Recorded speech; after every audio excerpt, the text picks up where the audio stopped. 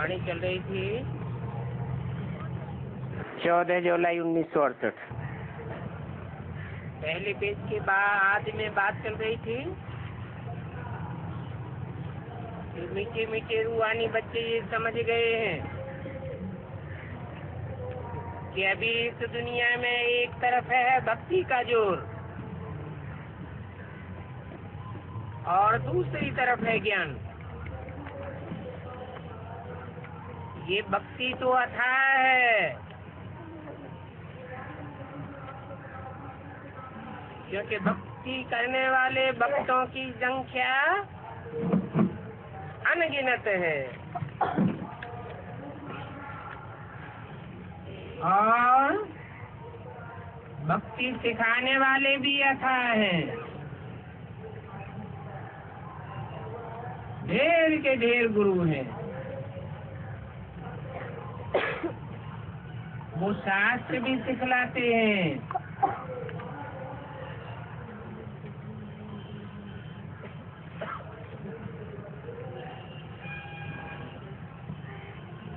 भक्ति शास्त्रों से आती है। शास्त्रों को बनाने वाले अनेक गुरु हैं। तो कहेंगे कि मनुष्य भी शास्त्र भक्ति सिखलाते हैं और यहाँ तो न कोई शास्त्र है और न सिखलाने वाला कोई मनुष्य है। मनुष्य उसको कहा जाता है जिसको मन हो। मनुष्य सब चंचल मन वाले हैं।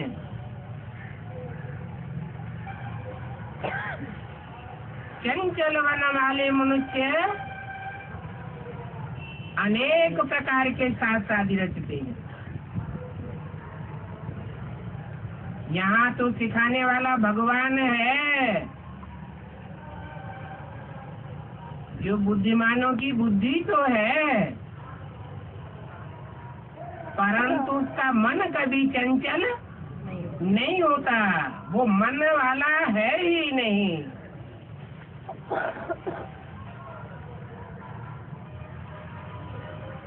मननाथ मनुष्य कहा जाता है। जो मनन चिंतन करता है, संकल्प करता है, विकल्प करता है, उसे मनुष्य कहा जाता है।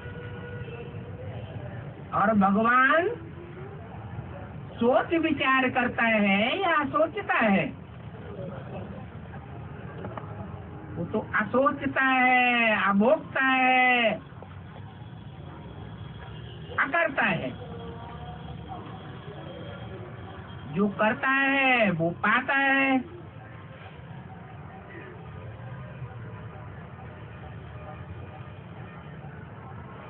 सुख का काम करता है तो सुख पाता है, दुख का काम करता है तो दुख पाता है। और काम तो कर्मेंद्रियों से ही किया जाता है।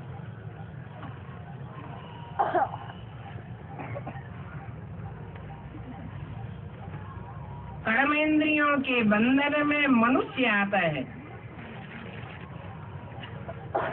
और भी पशु पक्षी प्राणी मात्र आते हैं,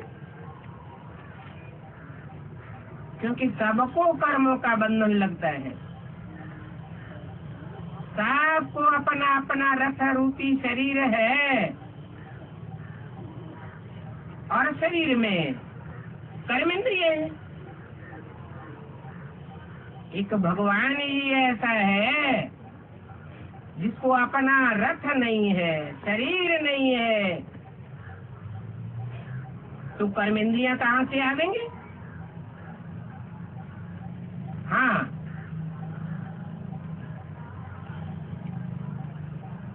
वो मनुष्य तन में प्रवेश करता है। प्रवेश करके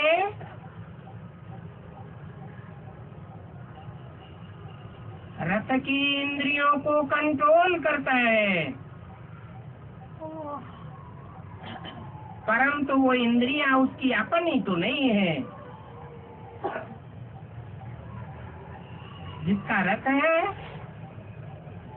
उसकी इंद्रियां होती है। और भगवान तो ऊंचे से ऊंचे, तो ऊंचे से ऊंचे भगवान कोई साधारण प्राणी में आवेगा क्या? मनुष्य सर्वोत्तम प्राणी है।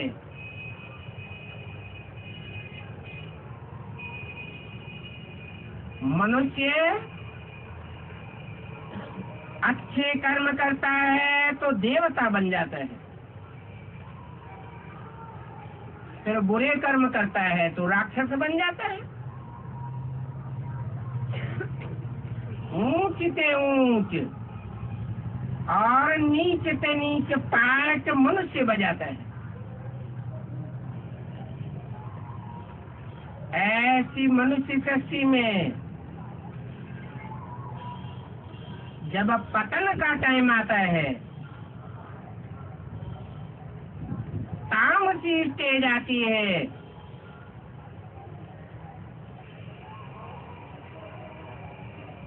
तब वो निस्वार्थ परमात्मा परमपिता इस सृष्टि पर कोई मनुष्य तन में प्रवेश करता है। और मनुष्य भी कोई साधारण नहीं होना चाहिए। जिसकी आत्मा साधारण पाठ बजाने वाली हो, असाधारण पाठधारी, ऑलराउंड पाठधारी। कोई भी ड्रामा होता है, नाटक होता है, तो ऑलराउंड पाठधारी तो हीरो पाठधारी कहा जाता है। बाकी जितने भी पाठधारी होते हैं वो नंबरवार होते हैं, और नंबरवार अपने अपने टाइम पर रंगमंच पर आकर के पाठ बजाते हैं।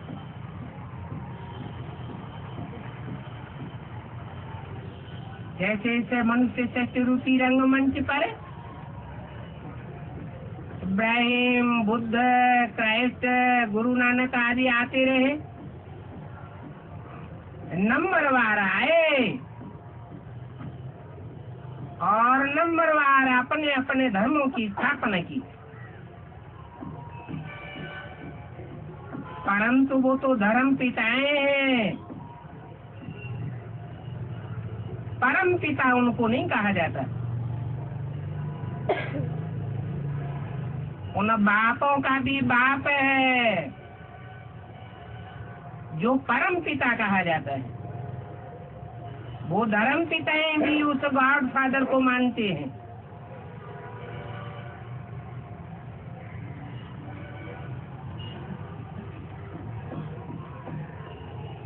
परंतु वो उसे सिर्फ निराकार मानते हैं।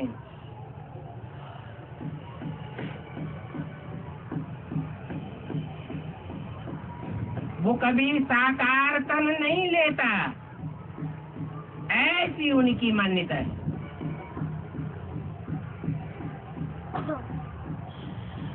परंतु वो इस बात को साबित नहीं कर सकते कि अगर भगवान साकार तन नहीं लेता है तो फिर उसका काम क्या है, क्या करता है।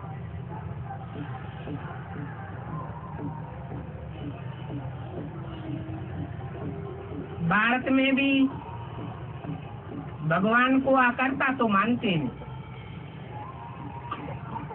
परंतु फिर करण करावनहार भी मानते हैं।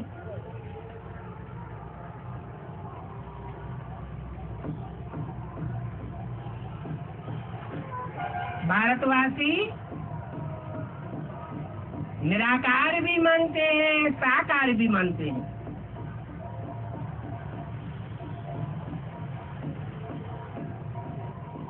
और निराकार आत्मा और साकार शरीर दोनों का मेल होता है तभी कोई काम होता है। सारी मनुष्य सृष्टि का उद्धार करना, तामसी मनुष्य सृष्टि को सात्विक बनाना, नर को नारायण बनाना, ये एक भगवान का ही काम है। कोई मनुष्य मात्र चाहे कितना ही बड़े से बड़ा धर्म पिता हो, करोड़ों की तादाद में उसके फॉलोअर्स हो, परंतु वो पुरानी मनुष्य सृष्टि को नया नहीं बना सकता। दुखदायी नार की दुनिया को बदल करके सुखदायी स्वर्ग नहीं बना सकता। क्यों नहीं बना सकता? क्योंकि कोई भी प्राणी मात्र, कोई भी मनुष्य मात्र सदैव सही स्थिति में स्थित रहने वाला नहीं है, जिसके कारण हर मनुष्य मात्र को, हर प्राणी मात्र को रथ धारण करना पड़ता है।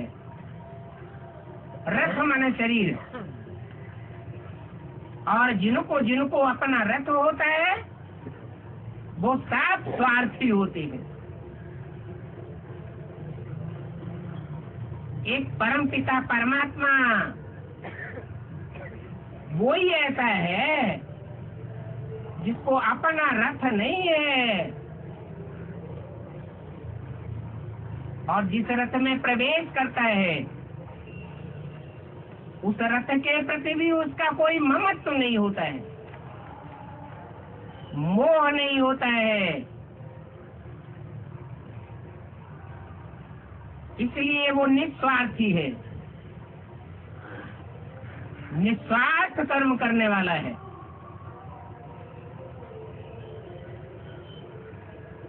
तो मनुष्य जो कुछ भी सिखाते हैं, शास्त्र आदि पढ़ाते हैं, वो स्वार्थी ही बनाते हैं। जो जैसा होगा वैसा ही बना देगा। एक भगवान ही है तो इस मनुष्य सृष्टि में आकर के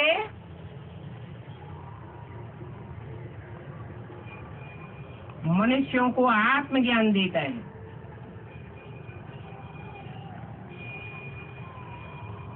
बताता है कि तुम रथ नहीं हो, शरीर नहीं हो, तुम तो अविनाशी आत्मा हो। मूल रूप में तुम मेरे बच्चे हो।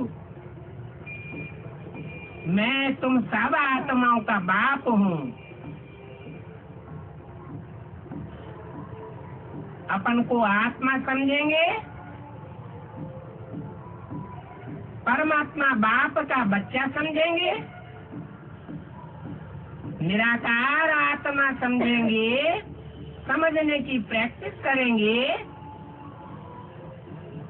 तो तुम बच्चे भी नंबरवार निराकारी, निर्विकारी, निरहंकारी बन जाएंगे।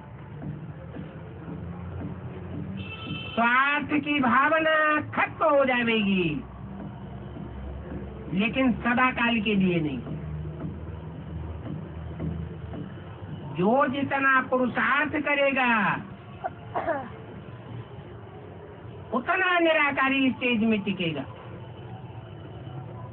और उतना ही जन्म जन्मांतर निराकारी, निर्विकारी, निरहंकारी आत्मिक स्वरूप में स्थित होकर के रहेगा। उतना ही सुख भोगेगा,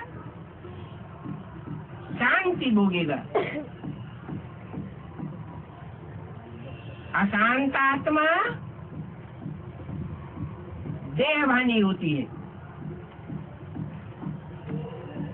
आत्मिक स्थिति में स्थित होने से शांति हंसी की भाषणा आती है।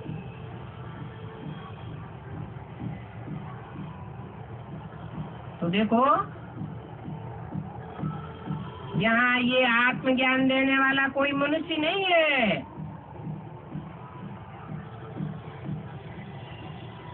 ये ज्ञान देने वाला वो है जो सदैव आत्मा है, कभी भी देह के भान में रहने वाला नहीं है। देह में प्रवेश करता है तो भी आत्मिक स्थिति वाला है।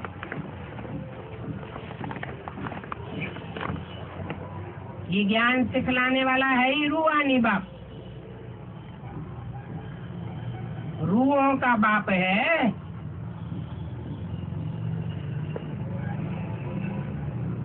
रूह ज्योति बिंदु है, स्टार है, तो बाप भी स्टार है।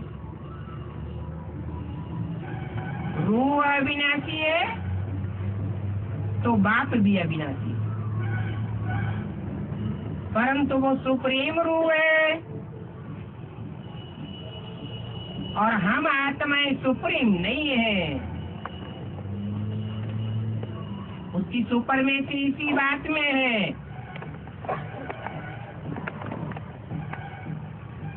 कि वो सदैव सही स्थिति में रहने वाला है। कभी भी पर चिंतन में आने वाला, परिस्थितियों में बनने वाला, कोई से प्रभावित होने वाला नहीं है। वो आत्माओं का बाप बैठ करके कोई मनुष्य तन में बैठते हैं और आत्माओं को ही पढ़ाते हैं। जो आत्मिक स्थिति में बैठने का अभ्यास करते हैं उनको ही पढ़ाते हैं। देवभान में रहने वाले इस ईश्वरीय ज्ञान को धारण ही नहीं कर सकते, आत्मा ही धारण करती है। अगर आत्मिक स्थिति में बैठे होंगे तो धारणा होगी। मैं ज्योति बिंदु आत्मा, मुझे आत्मा का बाप ज्योति बिंदु, मैं चैतन्य आत्मा, ज्योति स्वरूप, मेरा बाप भी ज्योति स्वरूप। ऐसी स्थिति में रहने वाले बच्चे ही इस ज्ञान को धारण कर सकते हैं।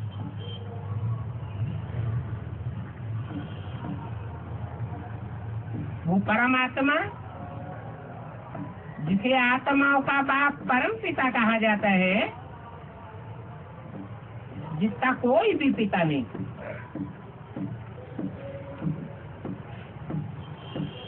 क्रिश्चियंस का तो पिता होता है क्राइस्ट, मुसलमानों का पिता होता है मोहम्मद, सिखों का पिता होता है गुरु नानक, और उन धर्म पिताओं का भी पिता है। वो धर्म पिताएं भी उस परम पिता को मानते हैं, तो उनका भी पिता होता है। और सर्व मनुष्य मात्र का भी पिता होता है, वो हीरो पाटधारी, जो इस मनुष्य सृष्टि में ऑल राउंड पार्ट बजाता है। सतयुग के आदि से लेकर के कलयुग के अंत तक। और धर्म पिताएं और उनके फॉलोअर्स ऑल राउंड पार्ट नहीं बजाते।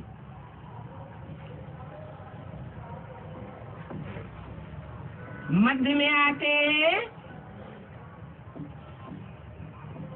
और अंत तक पार्ट बजाते, कोई पहले कोई बाद में। परंतु ऑलराउंड पार्ट कोई नहीं बजाते। ऑलराउंड पार्टधारी एक ही है जो सारी मनुष्य सृष्टि का पिता है। उस मनुष्य सृष्टि के बाप में वो आत्माओं का बाप सुप्रीम रूह ज्योति बिंदु प्रवेश करता है। उसका नाम है शिव। शिव माने ही कल्याणकारी। कैसे कल्याणकारी? जिस तन में प्रवेश करता है उसके द्वारा जो भी पार्ट बजाता है, जिन इंद्रियों से भी पार्ट बजाता है, वो पार्ट अकल्याणकारी नहीं साबित हो सकता। हर हालत में कल्याण ही कल्याण होगा, इसलिए वो कल्याणकारी है। मनुष्य तो जो भी आज पार्ट बजाते हैं उससे दुख की सृष्टि ही बनती जाती है। इसलिए वो परम पिता कहा जाता है। परम पार्ट बजाता है, उसमें सारी शक्ति का सारा ज्ञान भरा हुआ है। 84 के चक्र की उसमें नॉलेज है। और एक एक मनुष्य मात्र की नॉलेज है। जैसे गीता में भले मनुष्य का लिखा हुआ शास्त्र,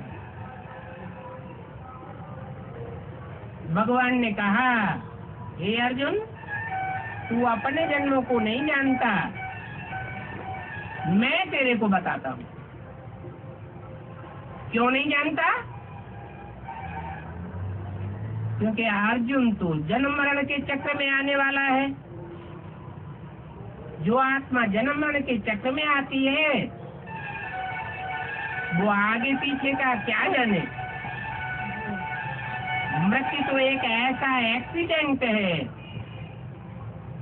उस एक्सीडेंट में आगे पीछे की सारी बातें भूलनी ही भूलनी होती है।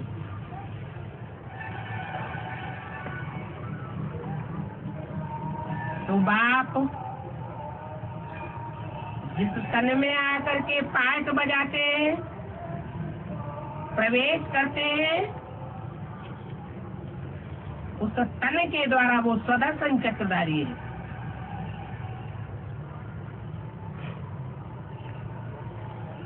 बच्चों को भी सुदर्शन चक्रधारी बनाते हैं। स्व माने आत्मा, दर्शन माने देखना, अर्थात आत्मा के 84 के चक्र को देखना, समझना, ये है सुदर्शन चक्रधारी बनना।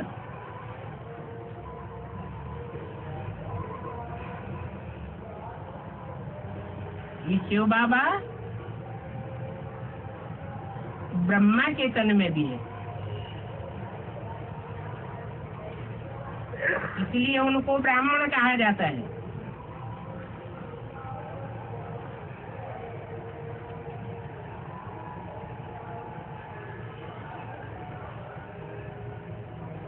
ब्राह्मण बनता ही तब है जब ब्रह्मा की औलाद बने। हम भी उनके बच्चे ब्राह्मण हैं, ये भी जानते हो। ब्राह्मण तो फिर देवता बनते हैं। पुरुषार्थ की पराकाष्ठा पर जब ब्राह्मण पहुंचते हैं, संपूर्ण देवता बनते हैं, तो ब्राह्मण संपूर्ण बने बिगड़ नहीं बन सकते। इसके लिए बाप बैठे आदि की यात्रा सिखलाते हैं। कैसी यात्रा? निरंतर यात्रा। अंतर न पड़ने पावे। तो भक्ति मार्ग में जो यात्राएं करते हैं वो कोई निरंतर तो नहीं होती है। और निरंतर यात्रा तभी होगी जब सहज हो जाए। सहज कैसे होगी? बच्चों को कहानी सुनाई जाती है तो दादी अम्मा जो कहानी सुनाती है वो बच्चों को सहज याद हो जाती है। कहानी के बतौर सुनाया तो याद हो गई। ऐसे ही भगवान बाप भी बल निराकार है, बल ज्योति बिंदु है, तो भी साकार तन में आकर के उस साकार मनुष्य तन के 84 जन्मों की कहानी सुनाता है। उत्थान से लेकर के पूरे पतन तक की सारी बात सुनाता है।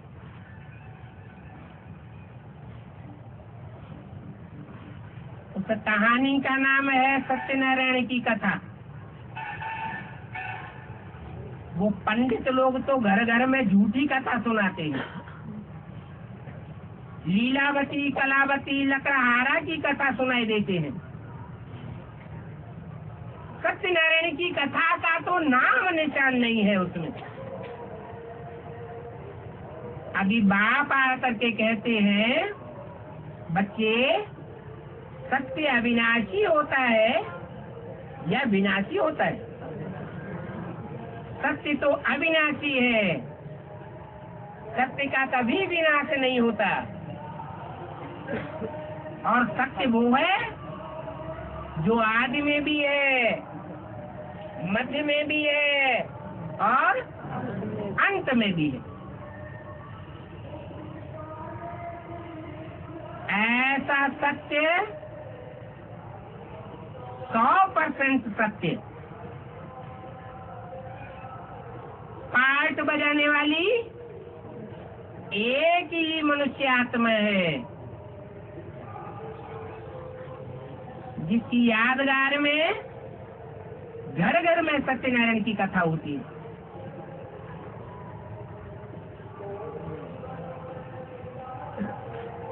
वो पहले नर होता है,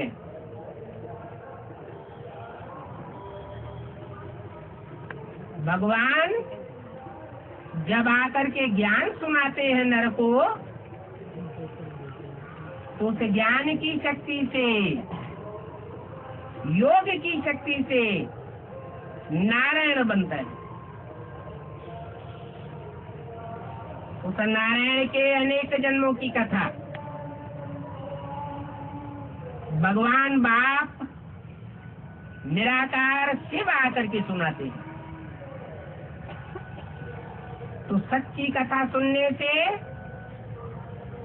सबको रियलाइजेशन होता है। झूठी बात का रियलाइजेशन नहीं हो सकता, होगा भी तो अल्पकाल के लिए होगा।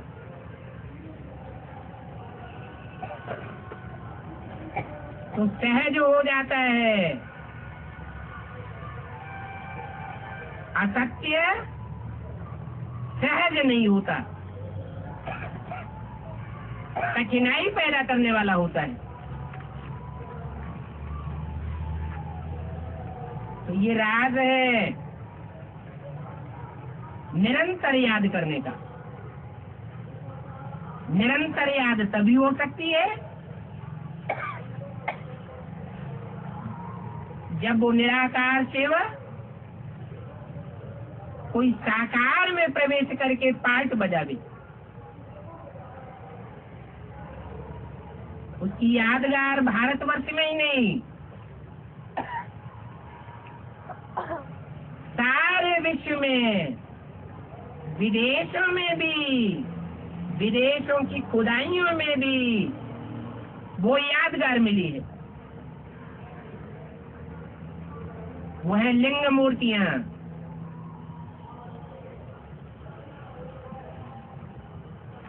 वो निराकार शिव ज्योति बिंदु जिस तन में प्रवेश करता है, वो अपने को लिंग रूप में निराकारी बनाए लेता है। देवताओं की मूर्तियों में हाथ, पांव, इंद्रियां आदि दिखाई जाती है, लेकिन लिंग में इंद्रियां नहीं दिखाई जाती। वो निराकार है, निराकारी तेज झलकाने वाला है। वो लिंग की पूजा सार्वभौम पूजा साबित हो जाती है। वो लिंग मूर्तियां जो सारे संसार में मिली है, सबसे ज्यादा तादाद में मिली है, वो ये साबित करती है कि दुनिया में कोई ऐसा समय भी हुआ है जब सारी दुनिया में उस निराकारी स्टेज में रहने वाले लिंग स्वरूप की याद समाई हुई थी। सारी दुनिया के मनुष्य मात्र उसे एक बाप को पहचानने वाले थे, याद करने वाले थे। वसुदैव कुटुंबकम का जो सच्चा स्वरूप था, वो उस समय स्थापन हुआ था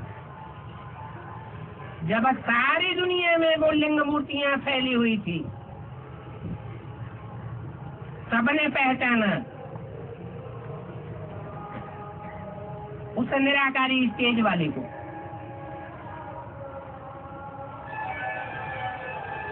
निराकार का प्रतीक है बीज।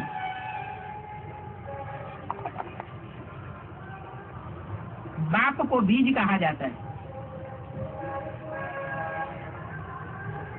बीज विस्तार को पाता है तो वृक्ष बन जाता है। सारी मनुष्य सृष्टि का बीज वही सत्यनारायण है।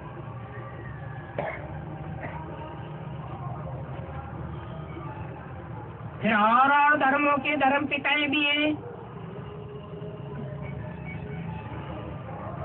वो भी बीज रूप तो धारण करते हैं, परंतु उनकी बीज रूपी स्टेज ऐसी स्टेज नहीं होती है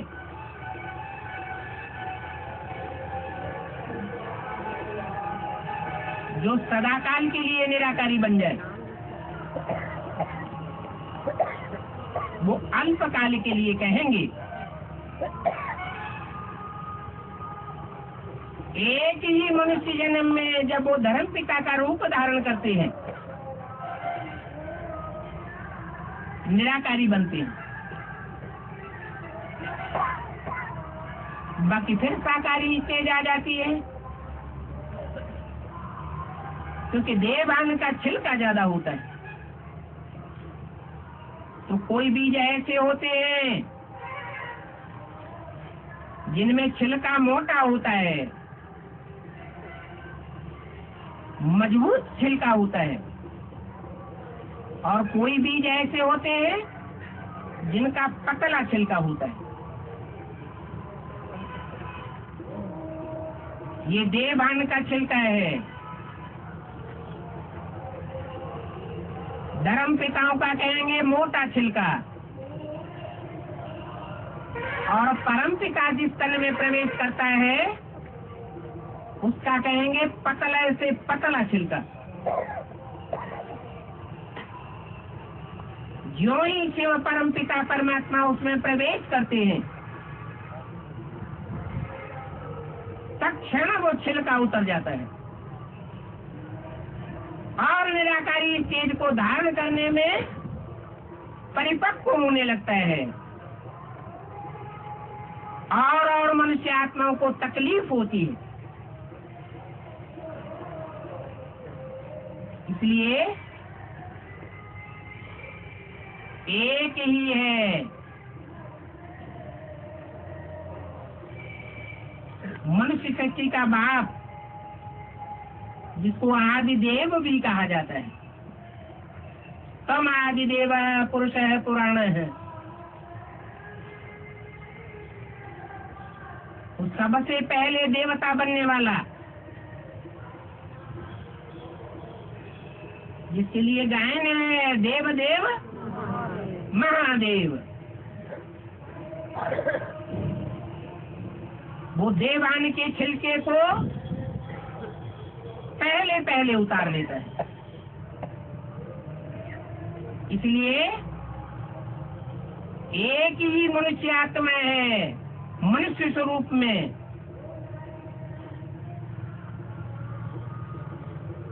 जो मनुष्य आत्मा जो नाम धारण करती है काम के आधार पर,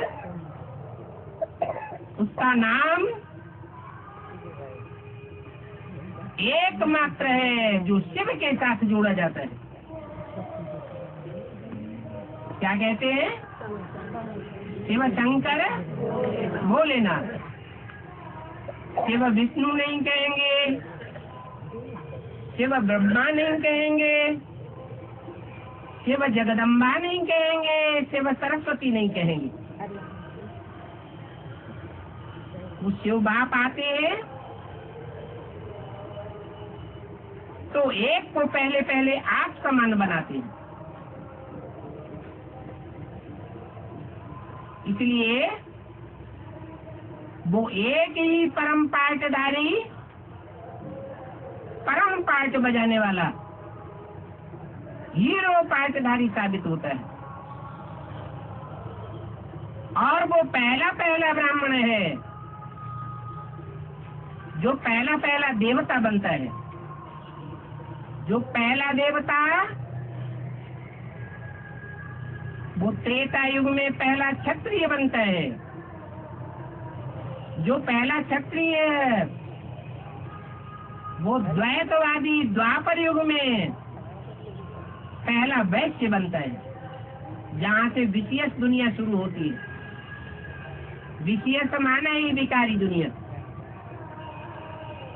कर्मेंद्रियों में विकार भरे हुए रहते हैं। विकार का मतलब ये है, वि माने विपरीत, कार माने कर्म। भगवान ने जो मत दी है उसके विपरीत कर्म करने वाली इंद्रियां बन जाती हैं, विपरीत स्वभाव वाली बन जाती हैं, अभ्यास वाली बन जाती हैं। विपरीत स्वभाव क्या है? भगवान सुख का सागर कहा जाता है, सुखदाता कहा जाता है। तो कैसे कर्म करना सिखाएगा? सुखदायी कर्म करना सिखाएगा या दुखदायी कर्म करना सिखाएगा? कर्म इंद्रियों से सुखदायी कर्म करना सिखाता है। ऐसे सुखदायी कर्म जो देवताओं की इंद्रियों में कमल नयन, कमल पाद, कमल हस्त, कमल मुख ऐसे कहकर पूजे जाते हैं। वो तो देवताओं की बात हुई। परंतु परमपिता परमात्मा जिस तन में प्रवेश करते हैं, उसके द्वारा भी जो कर्म करते हैं, वो कर्म मनुष्य ये समझता है कि वो किया हुआ कर्म जरूर दुखदायी बनता है। परंतु वो दुखदायी तब बनता है जब नर नर के रूप में पार्ट बजाता है और नरक पैदा करता है, जब नर नारायण बन जाता है, नार माने जल, अयन माने घर, उसकी बुद्धि कहाँ रहती है? ज्ञान जल में रहने वाली आत्मा बन जाती है। ज्ञान के मनन चिंतन मंथन में उसकी आत्मा सदैव रमण करती है। वो कोई भी इंद्रिय के द्वारा पार्ट बजाता है तो दुखदायी नहीं हो सकता, सुखदायी ही होता है। तो वो कर्मेंद्रिय पूजी जाती है और वो पूजा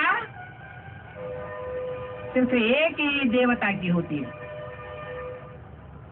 जिसे महादेव कहा जाता है। वास्तव में वो पूजा देवता बनने वाली आत्मा महादेव की नहीं है, वो शिव की पूजा है। जो शिव उसमें प्रवेश करता है और प्रवेश करके जो घातक मारने वाली इंद्रिय है, दुख देने वाली इंद्रिय है, उसको कंट्रोल करता है। इसलिए शिव का सिर्फ लिंग ही पूजा जाता है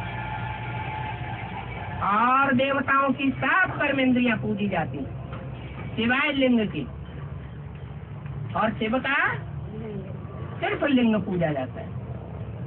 और वो पूजा साबित करती है कि उस इंद्रिय में प्योरिटी भरी हुई है, प्योरिटी की ही पूजा होती है। अपवित्रता की पूजा दुनिया में नहीं होती।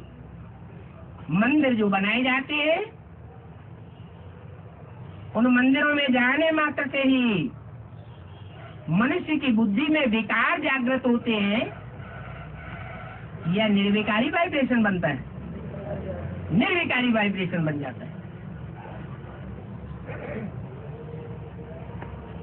तो एक शिव ही है जो हमको कर्मेंद्रियों से सुख अर्जन कैसे किया जाए वो कर्म करना सिखाता है। कर्मेंद्रियों से अगर ऐसा कर्म किया जिससे दूसरे को दुख हो जाए तो वो देवता कहा जाएगा या राक्षस कहा जाएगा? उसको कहेंगे राक्षस। भगवान तो मनुष्य को, नर को नारायण जैसा देवता बनाने के लिए आता है। तो बोला बाप अभी ऐसी यात्रा सिखलाते हैं, निरंतर यात्रा, याद की यात्रा, जिस यात्रा से मनुष्य की कर्मेंद्रियां शीतल हो जाती है। इंद्रियों में वो जानवरियत खलास हो जाती है, वो गर्मी खलास हो जाती है। जो मारने वाली, हिंसा करने वाली वृत्ति है, इसमें कोई हठयोग आदि की भी बात नहीं है। मनुष्य गुरु हठयोग सिखलाते हैं और भगवान बाप हठयोग नहीं सिखलाते। राजयोग, उसका नाम है सहज राजयोग। सहज सहज कर्म करना सिखलाते हैं। तो हठयोग की कोई बात नहीं है कि एक टांग पर खड़े होना है, उल्टे लटकना है, नहीं। वो लोग हठयोग आदि से ट्रांस में जाते हैं, परंतु यहाँ वो बात नहीं है। ये ट्रांस आदि में जाना, साक्षात्कार में जाना, ये कोई काम का नहीं। मान लो मीरा को साक्षात्कार हुआ, बैकुंठ का साक्षात्कार हुआ, तो क्या बैकुंठ में चली गई है? नहीं चली गई।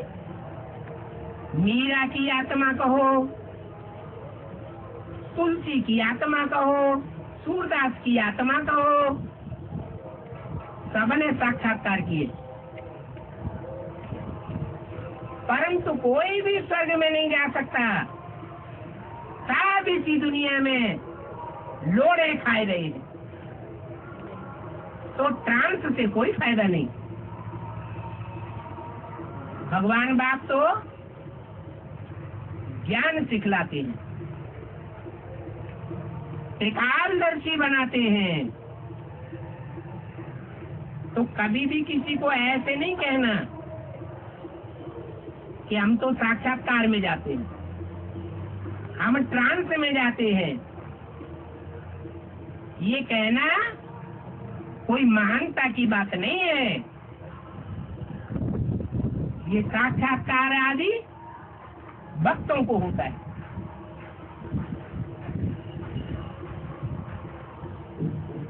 ज्ञानी आत्माएं तो बुद्धिमान आत्माएं होती हैं। बाप बुद्धिमान है, बुद्धिमानों की बुद्धि है, तो बुद्धिमान बाप के बच्चे भी कैसे होना चाहिए? बुद्धिमानी होना चाहिए। बुद्धि से हर बात को समझने वाले होने चाहिए। तो ये डांस घाटे की चीज है,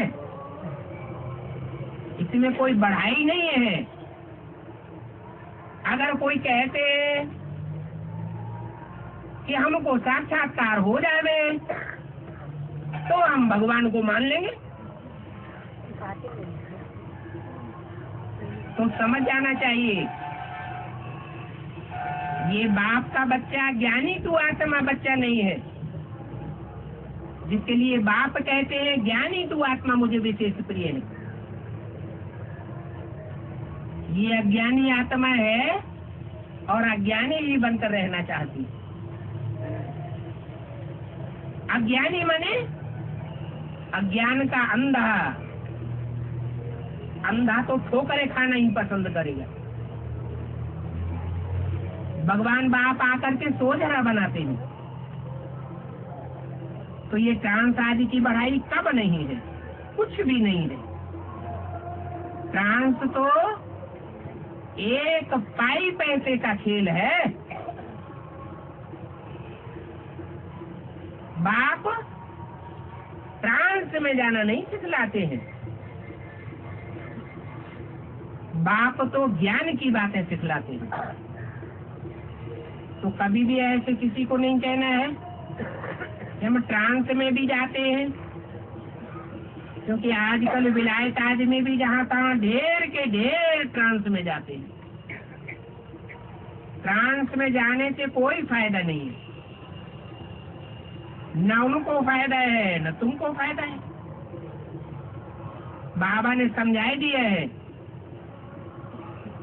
ये ट्रांस आदि में जाना, साक्षात्कार आदि करना, इसमें न याद की यात्रा है और न ज्ञान की कोई बात है। टाइम वेस्ट हो जाता है। याद से तो बहुत फायदा है, ज्ञान की बातों में रमण करने से भी बहुत फायदा है। अपने 84 के चक्र का ज्ञान हो जाता है। तो ध्यान अथवा ट्रांस वाला कभी भी कुछ भी ज्ञान नहीं सुनेगा।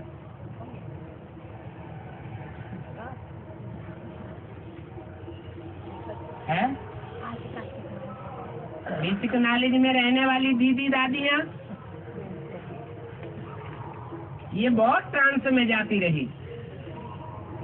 उनमें कोई ऐसी निकली जो ज्ञानी की बातों को सुने? है? कोई सुनने के लिए तैयार नहीं। क्यों नहीं तैयार है? क्योंकि वो ज्ञानी तू आत्मा बाप के बच्चे नहीं है।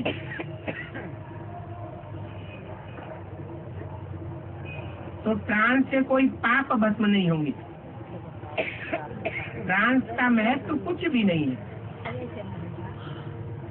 ट्रांस ट्रांस दिखलाने के लिए कोई को कहना भी भूल है। बाबा के पास समाचार तो आते हैं। कोई ने कहा हमने सुना है आप ट्रांस में जाते हो, वो हमको भी दिखाओ। तो उनको ले गए। बाबा कहते हैं ट्रांस तो बिल्कुल भरतनाट्यम। अभी बच्चे भोग लगाते हैं,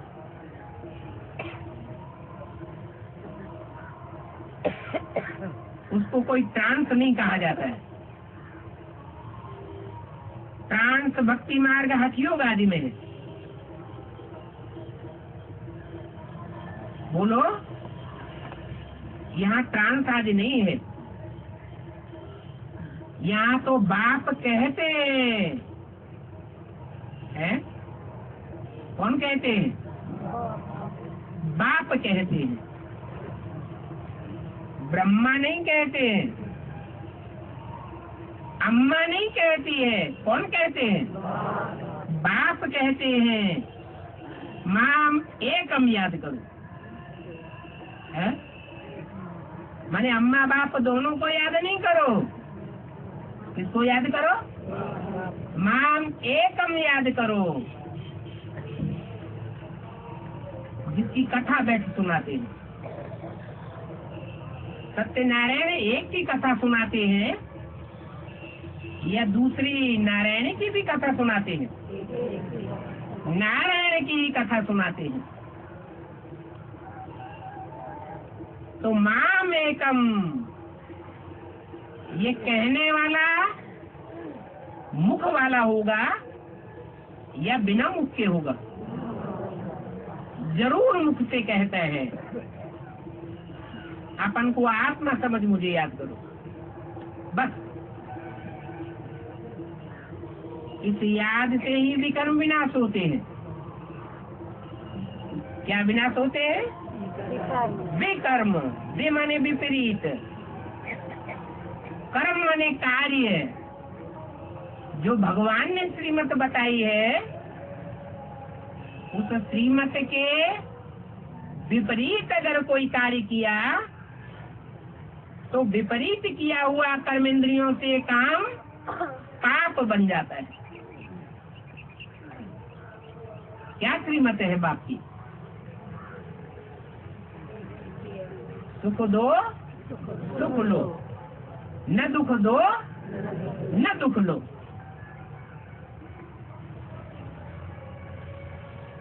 बाबा के पास समाचार आते हैं। हठ योगियों को बुला करके ट्रांस दिखाते हैं। बाबा बच्चों को सावधान करते हैं, वार्निंग देते हैं। तब भी कोई सन्यास अथवा मठ के बड़ों को, क्योंकि मठ पंथ तो दुनिया में बहुत हैं, कभी भी किसी को निमंत्रण देने की दरकार नहीं है।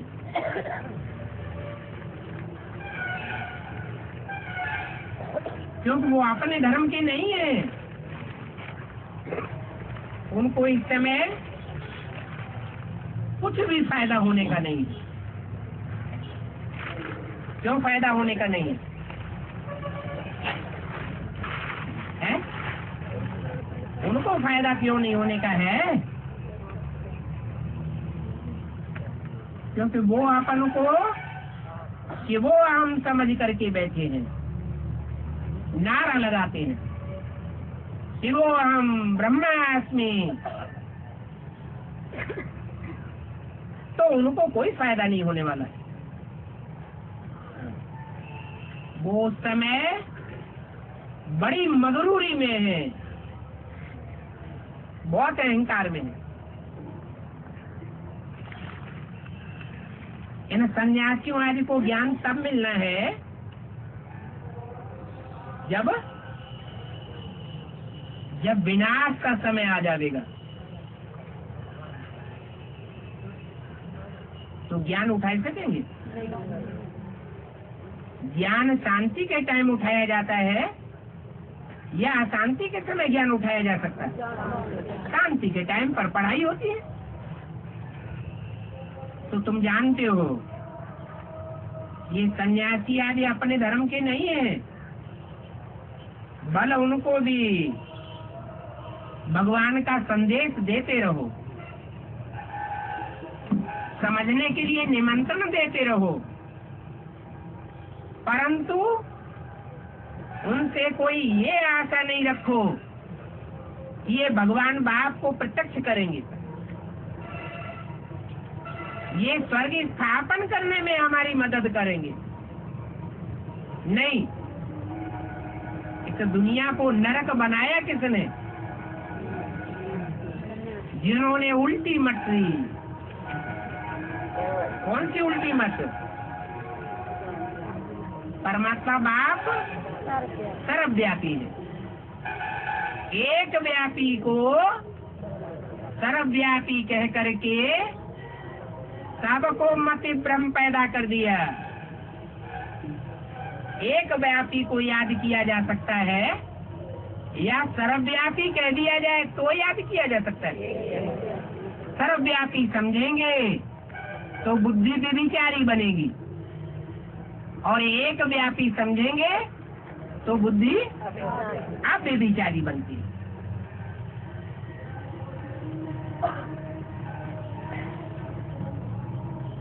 तो ये सन्यासी आदि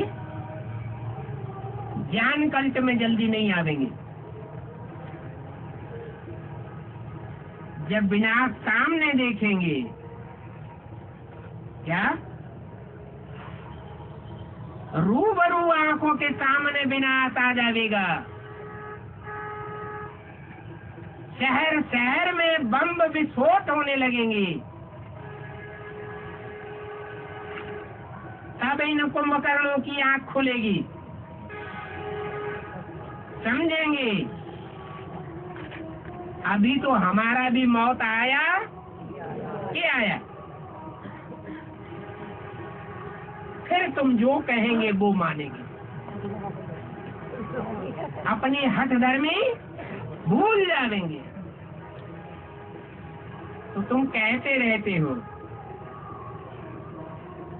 8 वर्ष में विनाश आया कि आया? क्या